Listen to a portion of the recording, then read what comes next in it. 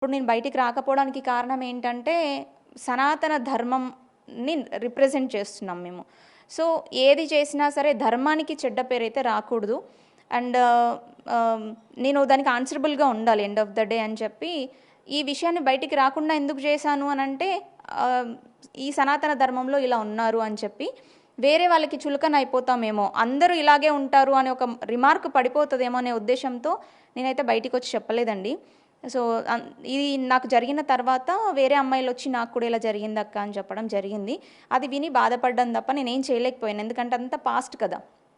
ప్రజెంట్లో ఏదైనా జరుగుతూ ఉంటే నేను ఆపడానికి ట్రై చేసేదాన్ని, అప్పుడే స్టెప్ తీసుకునేదాన్ని. అదంతా అయిపోయింది కాబట్టి నేను కూడా నార్మల్గా ఉన్నాను అనమాట. మెల్లిమెల్లిగా సెట్ అయ్యాను. ఇప్పటికీ హెల్త్ ఇష్యూతో బాధపడుతున్నాను నేను.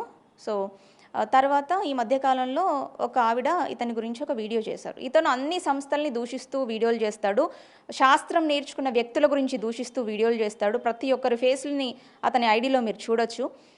ఆయన అలా చేస్తాడు. సో మనం సోషల్ మీడియాలో ఉన్నప్పుడు ఎవరైనా సరే మనల్ని వ్యతిరేకించవచ్చు.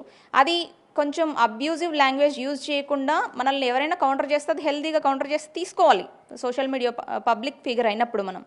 సో ఆయనది అలాంటి మనస్తత్వం కాదనమాట. ట్రోల్ చేయగానే ఆయనకు పిచ్చి కోపం వచ్చేస్తుంది. సో ఇలాంటి సందర్భాలు చాలా ఉన్నాయన్నమాట. అంటే ఈ ధర్మం గురించి నేను ఎందుకు చేయాలి, అందరు నన్ను ట్రోల్ చేస్తున్నారు అని చెప్పి ధర్మాన్ని తిట్టిన పర్సన్ అతను. సో ఇలా జరుగుతోంది, ఇవన్నీ నాకు తెలుసు. కానీ ఈ మధ్యకాలంలో ఒక లేడీ మీద కేసు ఫైల్ చేస్తా అన్నాడు. ఇతని మీద ఒక వీడియో చేసినందుకు ఆపోజిట్గా.